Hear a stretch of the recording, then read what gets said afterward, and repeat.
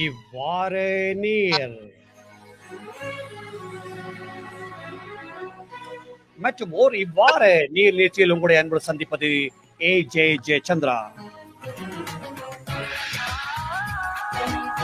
ஆமைகளே, இன்று இவ்வாறு நேராக சென்னையிலிருந்து கலைமாமணி அபர்ணா ரமேஷ் அவர்கள் கலந்து சிறப்பிக்கின்றார்கள்.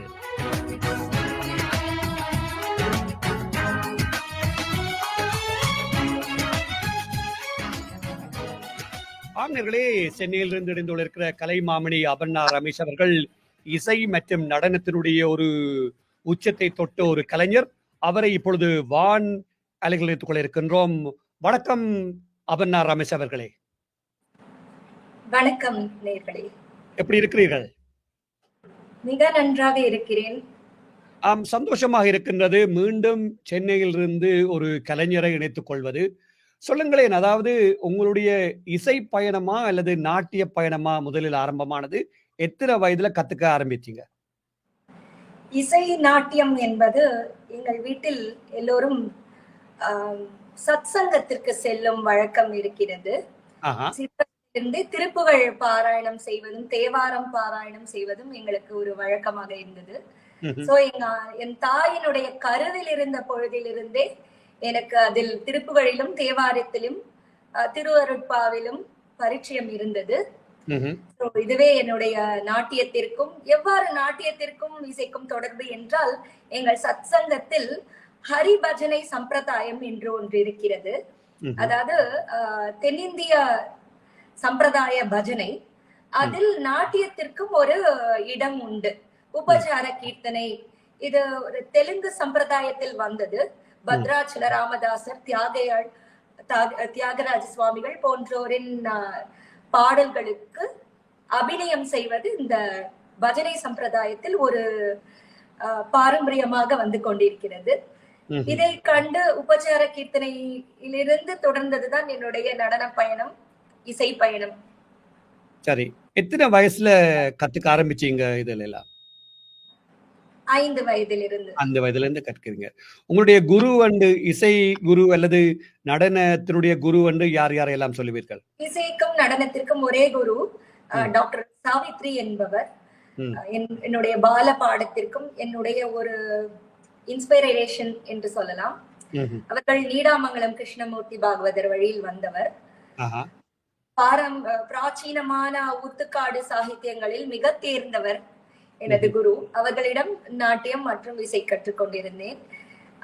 பிறகு அட்வான்ஸ் லேர்னிங்க்கு சென்னை சென்று டாக்டர் சரஸ்வதியிடமும் டாக்டர் பாலமுரளி கிருஷ்ணா அவர்களிடமும் இசை நாட்டியம் கற்றுக்கொண்டேன். இடையில் நிறைய குருக்களை கடந்து வந்திருக்கிறேன். அந்த அனுபவம் இருக்கும், உங்களுக்கு பட்டறிவு இருக்கும், அப்படித்தானே? கல்லூரி படிப்பிலும் முதுகலை பட்டம், இளங்கலை பட்டம் அனைத்தும் இசை நாட்டியத்திலுமே எடுத்துக்கொண்டேன். சரி, இப்ப ஒரு கேள்வி என்னடானால், இந்த இசையோடு போபவர்கள் இசையோடு மட்டும் சென்று விடுவார்கள், நாட்டியத்தோடு போபவர்கள் நாட்டியத்தோடு மட்டும் போய்விடுவார்கள். எப்படி நீங்கள் இரண்டையும் ஒன்றாக இரண்டு கண்கள் போல கொண்டு செல்கிறீர்கள்? நாட்டியம் என்றால் இது ஒரு கம்ப்ளீட் தியேட்டர் என்று சொல்லலாம். இசை வாத்திய கருவிகளை இயக்குவது, அதில் உள்ள இத்திகாசங்கள், இயற்தமிழ் அத்தனையும் சேர்ந்தது இசை, அரங்க அமைப்பு. இது ஒரு கம்ப்ளீட் தியேட்டர் என்று சொல்லலாம். ஆகையால் இதை நாட்டியத்தில் தான் எனக்கு மிகவும் ஆர்வம். சிறு வயதில் இசை தானாக வந்து ஒட்டி கொண்டது. சரி, நாங்கள் நேரலுக்காக ஒரு சிறிய ஒரு இசையோடு ஆரம்பித்தோம் என்றால், உங்களுடைய குரலில் சில ஒரு ஒரு சரணம் அல்லது பல்லவியை பாடுவீர்கள் என்றால் நேர்களும் சந்தோஷமாயிருப்பார்கள். ஏதாவது நேர்களுக்காக ஒரு பாடலொன்னை தர முடியுமா, ஒரு சரணம் அல்லது பல்லவியை?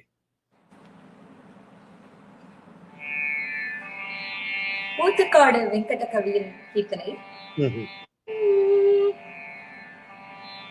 ஆடாது அசங்காது கண்ணா, ஆடாது அசங்காது கண்ணா, உன்னாடலில் ஈரேழு புவனமும் அசைந்து அசைந்து ஆடுது, எனவே ஆடாது அசங்காது கண்ணா உன் ஆடலில் ஏழு புவனமும் அசைந்து அசைந்து ஆடுது, எனவே ஆடாது அசங்காது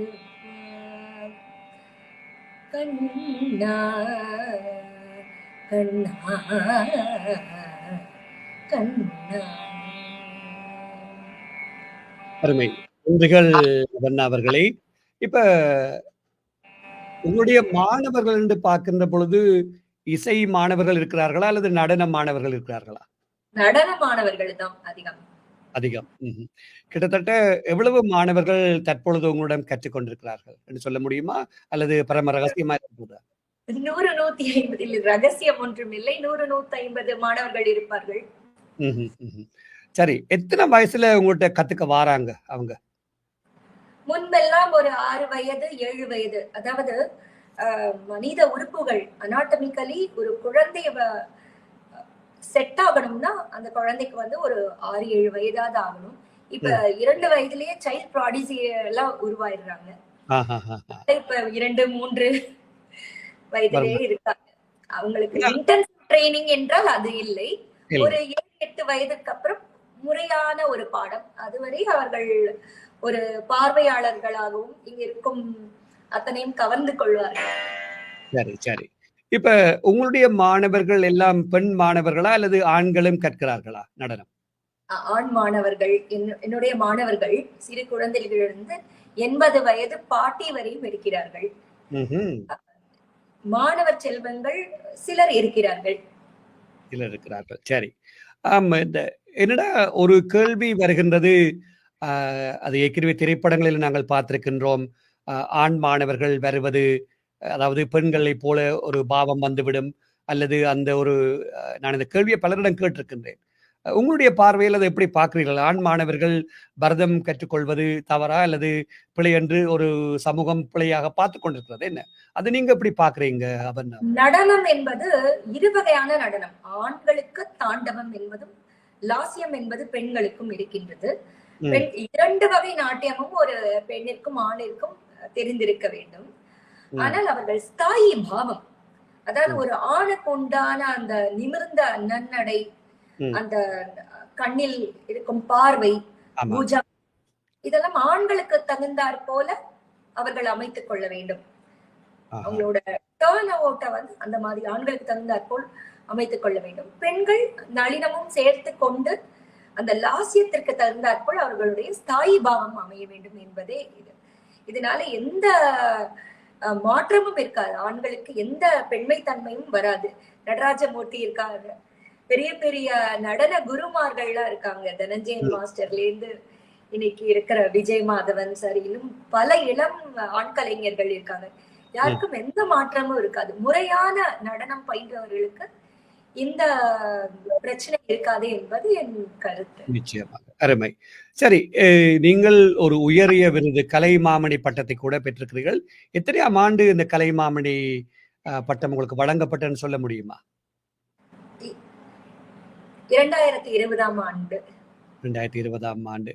அதாவது நான் நினைக்கிறேன் மிக சிறு வயதிலே பெற்ற ஒரு ஒரு குருவாக எடுத்துக்கொள்ளலாமா அல்லது? அப்படித்தான் எடுத்துக்கொள்ளலாம். சரி. அதாவது ஏன் கேட்டேன் என்றால், இதை பார்த்து கொண்டிருப்பவர்களுக்கு ஒரு உத்வேகம் ஒன்று வர வேண்டும். தாங்களும் இந்த சாதனையை புரியலாம் அல்லது ஒரு ஒரு தமிழிலோ அல்லது நடனத்திலோ அல்ல இசையிலோ ஆர்வமாக ஈடுபடலாம் என்பதற்கு தான் அந்த கேள்வியை கேட்டிருந்தேன். சரி, இப்ப இந்த கொரோனா தொற்று காலத்தில் உங்களுடைய வகுப்புகள் எல்லாம் எப்படி கொண்டு சென்றீர்கள் அல்லது ஜூம் வழியாக படிப்பிச்சீர்களா? மாணவர்களுடைய ஈடுபாடு எல்லாம் எப்படி இருந்தது? கொரோனாவால் பாதிப்பு பல கலைஞர்களுக்கு இருந்தது என்றாலும் என்னை போல ஆசிரியர்களுக்கு இது ஒரு நல்ல ஒரு தருணமாக இருந்தது. அப்படி சொல்வது எனக்கு சங்கோச்சமாக இருக்கிறது. இருந்தாலும் அந்த நேரத்தில் முழுமையாக இந்த பாடத்தில் கவனம் செலுத்துவதற்கு குழந்தைகளுக்கு ஏதுவாக இருந்தது. ஆன்லைன் மூலமாக படிப்பிப்பதுதான் என்னுடைய கொரோனா காலத்தின் பொழுது இருந்த நிகழ்வு. ஆனாலும் ஒரு ஃபோக்கஸ் என்று சொல்லலாம்.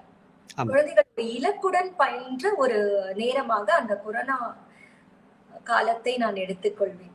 என்றால் காலையில் அதிகாலையில் பள்ளி நேரத்திலும் மதிய உணவு நேரத்திலும் ஆமா. பயணம் நேரம் குறைந்து அவர்களுக்கு பாடம் நேரம் அதிகமாக இருந்தது. ஆமா. கொரோனா காலத்தில் ம். கொரோனா காலத்தில் குழந்தைகள் பல இசையிலும் நாட்டியத்திலும் பல நேரம் அவர்களுக்கு செலுத்த முடிந்தது. நிச்சயமாக. சரி, உங்களுக்கு மாணவர்கள் இந்தியாவில் மட்டும் இருக்கிறார்களா? அல்லது வேறு நாடுகளிலிருந்து யாராவது கத்துக்கிறாங்களா? அல்லது அதுக்கான முயற்சி ஏதாவது செய்திருக்கிறீங்களா? பல நாடுகள் இருந்து இருக்கிறார்கள். நியூசிலாந்து, ஆஸ்திரேலியா, ம். சிகாகோ. ஆமா. ஆ. சரி. இப்ப அதெல்லாம் என்ன மாதிரி நேரங்கள் எல்லாம் எப்படி சரி பார்த்துக் கொள்வீர்கள்? அதிகாலையிலேயே இருந்து காலையில் தினமும் 4 மணிக்கு துயில் எழுவேன். ம். என்னுடைய காலை வேலைகளை முடித்துக் கொண்டு ஒரு 4:30 மணிக்கு என்னுடைய பாடங்களை தொடங்குவேன். அது ஒரு 7 மணி வரையும் செல்லும். திரும்பவும் சில நேரம் அவகாசம் எடுத்துக்கொண்டு 8 மணிக்கு மீண்டும் தொடர்வேன். ஒரு நாளில் என்னுடைய பாட நேரம் ஒரு 8-9 மணி நேரம் வரை நீடிக்கும். சிறிது ஓய்வு எடுத்துக்கொண்டு செல்வீர்கள். சரி. இப்ப உங்களுடைய இசை கல்லூரி அல்லது இசை நிறுவனத்தினுடைய பெயர் என்னன்னு சொல்ல முடியுமா? அது எத்தனையாம் ஆண்டு ஆரம்பித்தீர்கள்னு சொல்லுங்களேன். என்னுடைய இசை பள்ளியின் பெயர் jatiswaram centre for arts and culture. இது ஒரு 18 வருடமாக நடந்து கொண்டிருக்கிறது. சேலத்தில். சேலம் என்பது தமிழ்நாட்டை சேர்ந்த ஒரு ஊர். சரி. இப்ப எப்படி பாக்குறீங்க? இப்ப பசங்க முந்தி, அதாவது நீங்க இசையை அல்லது நடனத்தை கற்றுக்கொண்ட காலத்துக்கும் இப்ப பசங்க கத்துக்க வாரதுக்கும் என்ன ஒற்றுமை அல்லது என்ன வேற்றுமை, என்ன டிஃபரண்ட் பாக்குறீங்க? எங்கள் காலத்தில் பயிற்சியின் போது எங்களுக்கு எந்த கேட்ஜெட்ஸும் இருக்காது. அனைத்து பாடங்களையும் இங்கே சேகரித்துக் கொள்ள வேண்டும். இப்பொழுது குழந்தைகள் ஒரு வரி எடுத்தவுடன் டீச்சர் எங்களுக்கு பதிவு செய்து கொடுங்கள் என்று கேட்கிறார்கள். இதுதான் அதுக்கும் வித்தியாசம். மேலும் அப்பொழுது டைவர்ஷன் என்பது மிகவும் குறைவு. அந்த காலகட்டத்தில் இசை நாட்டியம் படிப்பு தவிர வேற ஒரு பெரிய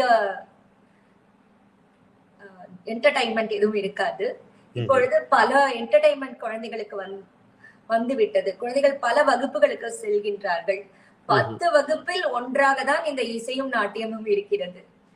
அதனால் அதற்கு அவர்கள் செலுத்தும் நேரம் மிக குறைவாக இருக்கிறது என்பது என் கருத்து. ஆனா இப்ப படிக்கிற பசங்கள் எவ்வளவு தூரம் இன்வால்வ் ஆவாங்க அல்லது எவ்வளவு தூரத்துக்கு உட்படுத்துவாங்க? இப்ப அவங்க இருக்கிற யுகம் நவீன தொழில்நுட்ப யுகம். வகுப்புக்கு வந்தாங்கன்னா வகுப்புல தங்களுடைய முழு கவனத்தையும் செலுத்துவாங்களா? அல்லது நீங்க டீச்சர் தான், ஆசிரியர் தான் கஷ்டப்பட்டு படிப்பிக்கணுமா? அதை நீங்க எப்படி பாக்குறீங்க? அந்த விதத்தில் நான் மிகவும் கொடுத்து வைத்தவள். அனைத்து குழந்தைகளும் எனக்கு தெய்வ குழந்தைகள். அனைத்து குழந்தைகளும் மிகவும் இன்க்ளைண்டா இருந்து இந்த கலையை கற்றுக்கொண்டிருக்கிறார்கள். அனைவரும் பக்தி இலக்கியத்திலிருந்து எங்கள் பள்ளிக்கென்று ஒரு பாணி இருக்கிறது, ஒரு மார்க்கம் இருக்கின்றது. அந்த மார்க்கத்திற்கு ஏற்றவாறு அனைத்து குழந்தைகளும் இசையும் கற்றுக்கொள்வார்கள். ஆண் குழந்தைகள் இசை வாத்தியம் கற்றுக்கொள்வார்கள். மிருதங்கம் அல்லது வயலின் ஒன்றை வாய்ப்பாட்டு இசைப்பார்கள், இல்லைன்னா கருவிகள் வாசிப்பார்கள். டூவல் ஆர்ட்ஸ் ஃபார்ம அனைத்து குழந்தைகளும் கற்றுக்கொள்வதே எங்களுடைய தனி சிறப்பு.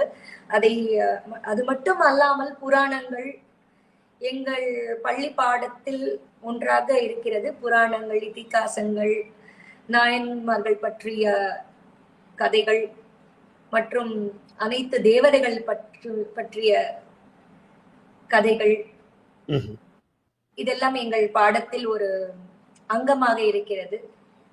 குழந்தைகளுக்கு நாட்டியம் மற்றும் இசை மற்றும் அல்லாது பக்தி, ஒழுக்கம் இரண்டையும் சேர்த்து நாங்கள் படைப்பதே எங்களுடைய பள்ளியின் நோக்கம்.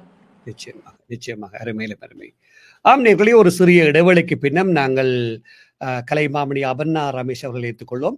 நேர்களே, நீங்களும் உலகத்தின் எந்த மூலையிலும் இந்த நிகழ்ச்சியை பார்த்து கொண்டோ கேட்டுக்கொண்டு இருந்தீங்கன்னா நீங்களும் கலந்து ரசிப்பிக்கலாம். நீங்கள் செய்ய வேண்டியதெல்லாம் ஒன்றை ஒன்று, உங்களுடைய விருப்பத்தை எங்களுக்கு மின்னஞ்சல் வாயிலாக தெரிவிக்க வேண்டும். நீங்கள் மின்னஞ்சல் செய்ய வேண்டிய முகவரி atbcsongs@hotmail.com என்பதையும் உங்களுக்கு அறிய தருகின்றோம். இந்த நிகழ்ச்சியானது பிரதி திங்கட்கிழமைகளில் இரவு 9:30 சிட்னி நேரத்தில் ஒளிபரப்பாகும் என்பதையும் உங்களுக்கு அறிய தருகின்றோம். இந்த நிகழ்ச்சியை ஏடிபிசி தனிப்பட்ட வானொலியூடாகவும், ஏடிபிசியுடைய இணையத்தினூடாகவும், ஏடிபிசியுடைய ஆப்பினூடாகவும், ஏடிபிசியுடைய முகநூல் மற்றும் யூடியூப் சேனல் வாயிலாகவும், என்னுடைய தனிப்பட்ட முகநூல் வாயிலாகவும் சமகாலத்தில் நேரடியாக பார்த்தும் கேட்டும் வாழலாம் என்பதையும் உங்களுக்கு அறிய தருகின்றோம். சரி, இன்னொரு பக்கம் வருவோம். இப்ப நீங்க அரங்கேற்றம் என்றெல்லாம் பண்ணியிருப்பீங்க. இப்ப இந்தியாவை பொறுத்தவரையில சில ஆரம்பத்துல கற்கிறவங்களுக்கு சலங்க பூஜைன்னு செய்வாங்க, அப்படித்தானே? நீங்க சலங்க பூஜை பண்ணித்தான் அரங்கேற்றம் போவீங்களா, அல்லது சலங்க பூஜை இல்லாமலே அரங்கேற்றத்தை கொண்டு போவீங்களா? அவ்வாறெல்லாம் ஒன்றும் சட்டம் ஒன்றும் இல்லை.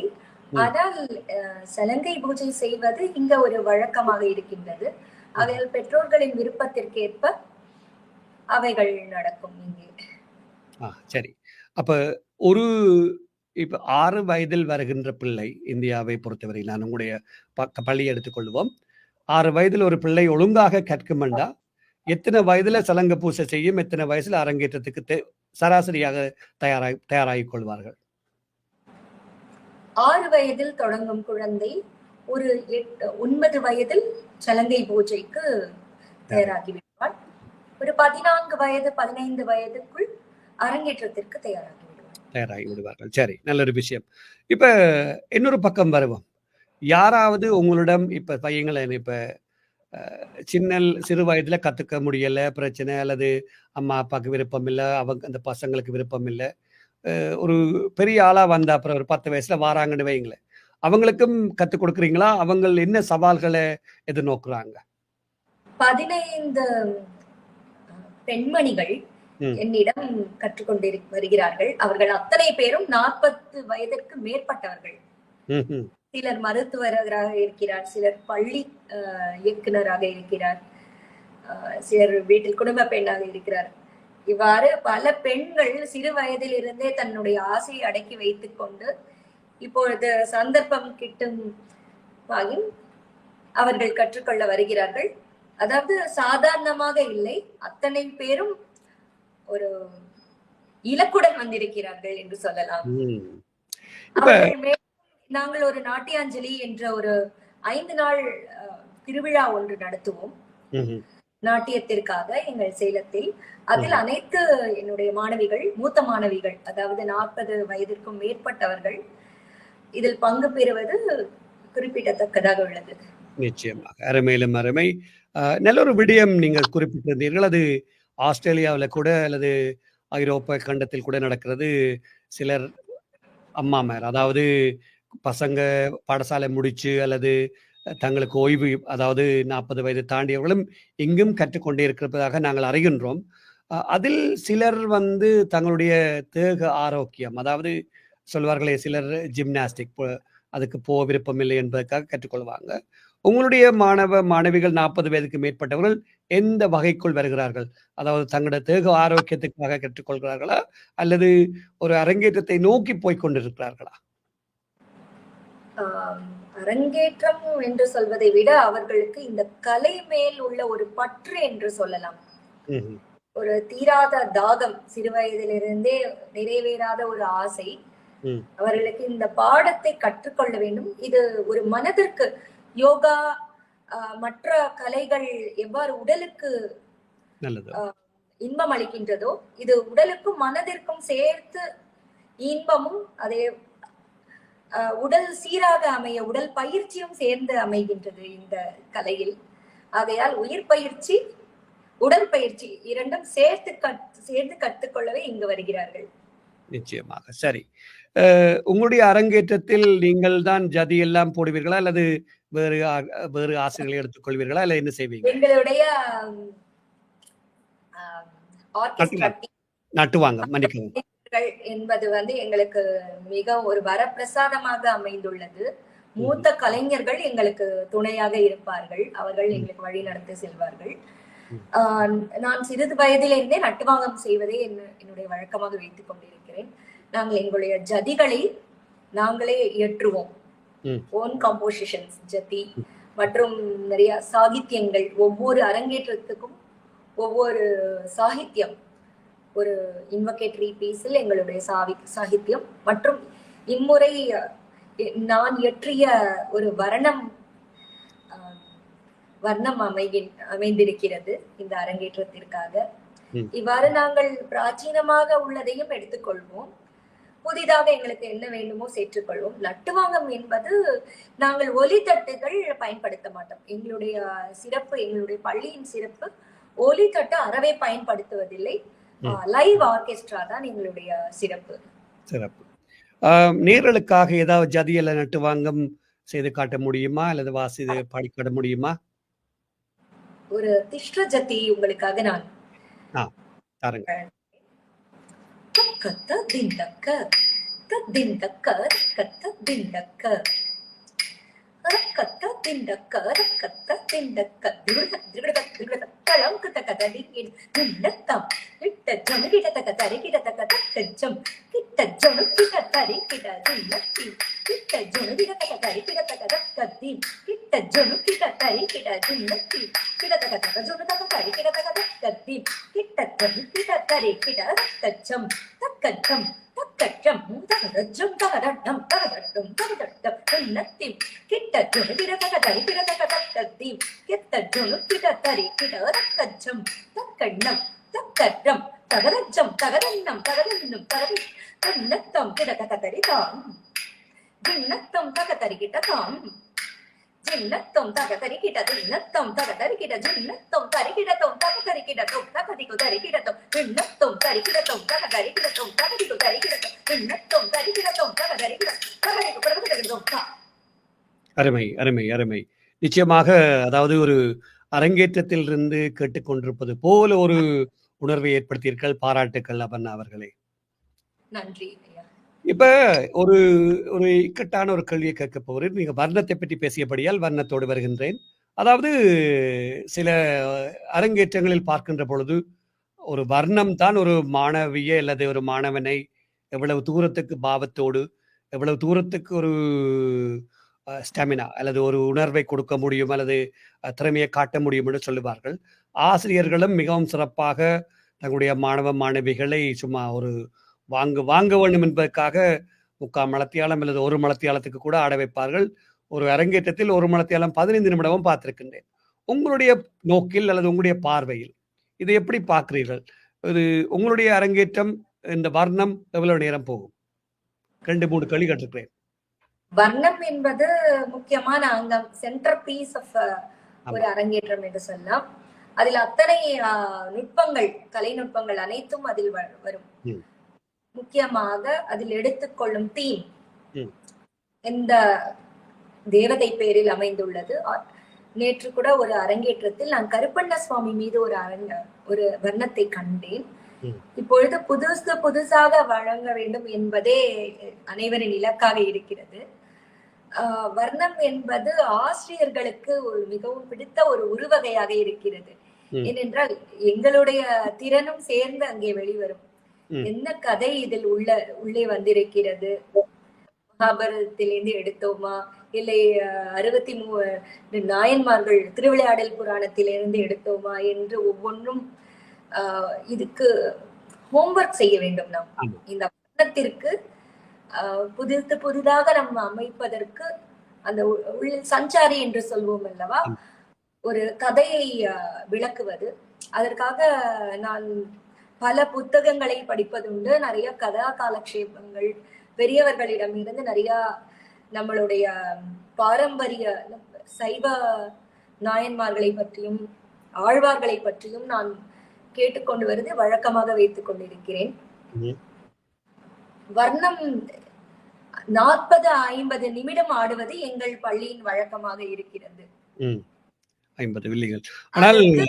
நல்ல நல்ல ஒரு கை தேர்ந்த ஒரு இசைக்கலைஞர் பாடும்போது அந்த 40 நிமிடம் மொனோட்டனஸா இல்லாமல் அழகாக செல்லும். ம். சோலோ அரங்கேற்றம் என்பதால் அதில் ஒரு பெரிய சேலஞ்சிங்கா தான் இருக்கும்.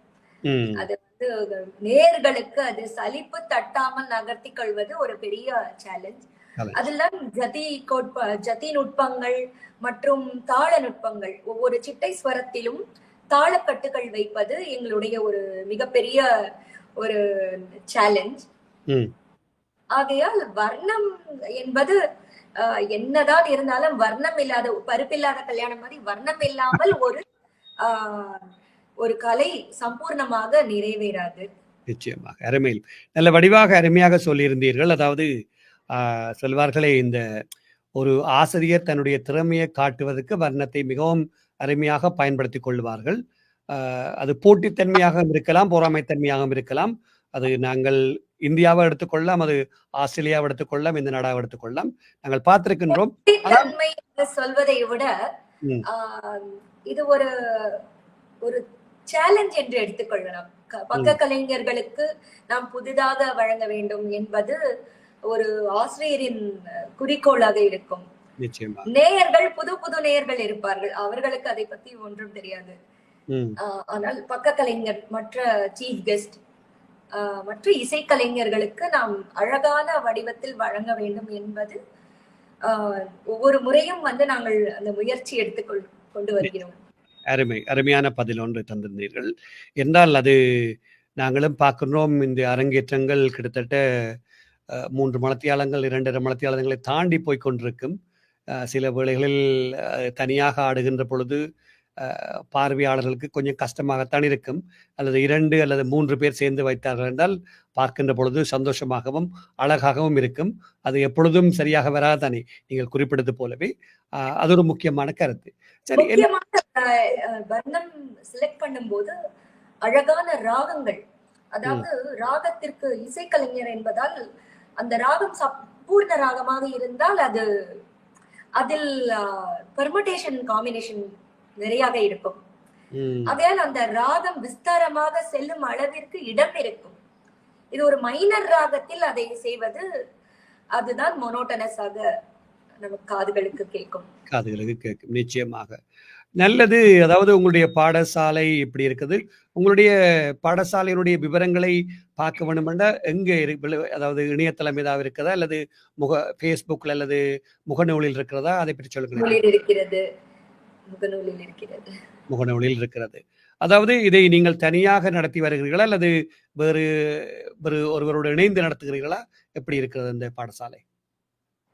நான் இதை தனியாக தான் நடத்தி கொண்டு வரேன். இதுக்கு பின்னணியில் எனக்கு உறுதுணையாக பல பேர்கள் இருக்கிறார்கள், குடும்பத்திலும் சரி, என்னுடைய பக்க கலைஞர்கள்.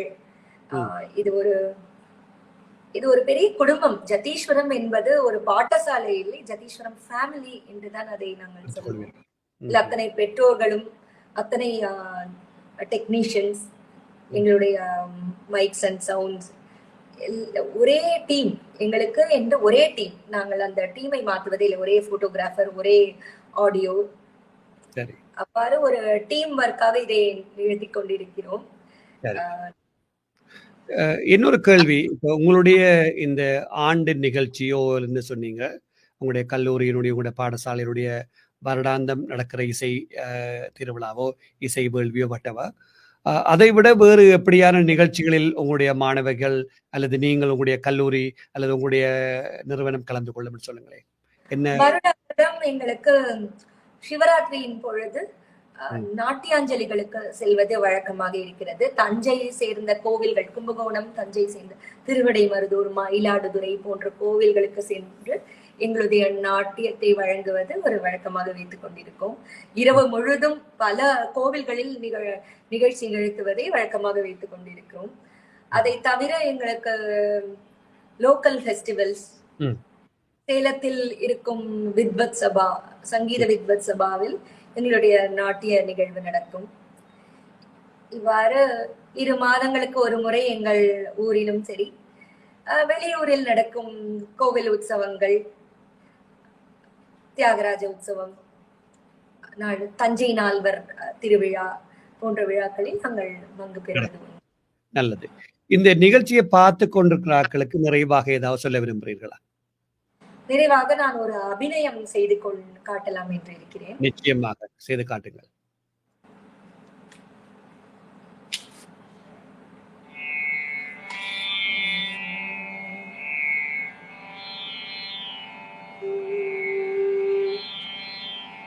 இது ஒரு தேவார பாடல். தாருங்க. மாதர் மட பிடியும் மட அன்னமும் அன்னதோர் மட பிடியும் மட அன்னமும் அன்னதோர் நடை உடை மலை மகள் நடை உடை மலை மகள் நடை உடை மலை மகள் நடை உடை மலை மகள் நடை உடை மலை மகள் நடை உடை மலை மகள் துணையென மகிழ்வர் பூதையின படை நின்று பூதையின படை நின்று இசை பாடவும் ஆடுவார் அவர் பட சடை நேடு அவர் பட சடை நேடு அவர் பட சடை நேடு அவர் பட சடை நேடு அவர் பட சடை நேடு முடியதோர் புனல வேதமோடேடிசை பாடுவார் வேதமோடேடிசை பாடுவார் ஆழ்கடல் வீழ்த்திரி எரி நூரை கரை பொருது இறை நூரை கரை பொருது இறை நூரை கரை பொருது இறை நுரை கரை பொழுது இறை நிறை கரை பொழுது விம்மி நின்றயலே ததவிழ் புன்னை தயங்கு மலர்ச்சிறை வண்டரே ததவிழ் புன்னை தயங்கு மலர்ச்சிறை வண்டரே ஏழில் போழில் குயில் பயில் எழில் போழில் குயில் பயில் எழில் பொழில் குயில் பயில் எழில் பொழில் குயில் பயில் தருமபுரம் பதியே. மிகவும் அருமை. அதாவது சொல்வார்களே, நான் இதுவரையிலும் ஒரு கலைஞர் இருந்த வண்ணம் அதாவது பாவத்தோடு பாடி கேட்டதை நான் காணவே இல்லை. அது முதல் முறையாக கலைமாமணி அபர்ணா நீங்கள் தான் செய்து காட்டீர்கள். மிகவும் அருமையாக இருந்தது. பாராட்டுக்கள். நன்றி. நிச்சயமாக ஒரு இந்தியாவிலிருந்து கூட இந்த நிகழ்ச்சியை முகநூல் வாயிலாக பார்த்து கொண்டிருக்கிறார்கள். அதாவது தாமரை புலம் தமிழ்நாடு இடத்திலிருந்தும் கூட சென்னி மலையிலிருந்து நீங்கள் கூட பார்த்து கொண்டிருக்கிறார்கள். மிகவும் சந்தோஷமா இருக்கிறது. இவ்வளவு நேரமும் குறிப்பாக உங்களுடைய வேலை பழுக்களை எல்லாம் ஒரு பக்கம் ஒதுக்கி வைத்துக்கொண்டு இந்த வானொலிக்காக வருகை தந்து சிறப்பாக இந்த நிகழ்ச்சியில் கலந்து கொண்டு உங்களுடைய கல்லூரி பற்றியும் உங்களுடைய இசை நடனம் பற்றி நேரோடு பகிர்ந்து கொண்டமைக்காக இந்த நிகழ்ச்சியினுடைய தயாரிப்பாளர் வகையில் என்னுடைய நன்றிகளையும் வாழ்த்துக்களையும் தெரிவிப்போடு மட்டுமல்லாமல் இந்த வானொலி சார்பாகவும் உங்களுடைய கலை பயணம் மென்மேலும் வளர வேண்டும், இன்னும் பல விருதுகளை எல்லாம் நீங்கள் பெற்றுக்கொள்ள வேண்டும் என்று என்னுடைய நன்றிகளையும் வாழ்த்துக்களையும் உங்களுக்கு தெரிவித்துக் கொள்கின்றேன். ஆஸ்திரேலியன் தமிழ் பிராட்காஸ்டிங் கார்ப்பரேஷன் அனைத்து ஊழியர்களுக்கும் மற்றும் அனைத்து நேயர்களுக்கும் ரசிகர்களுக்கும் எனது மனமார்ந்த நன்றியினை தெரிவித்துக் கொள்கிறேன். நன்றி. நன்றி, வணக்கம்.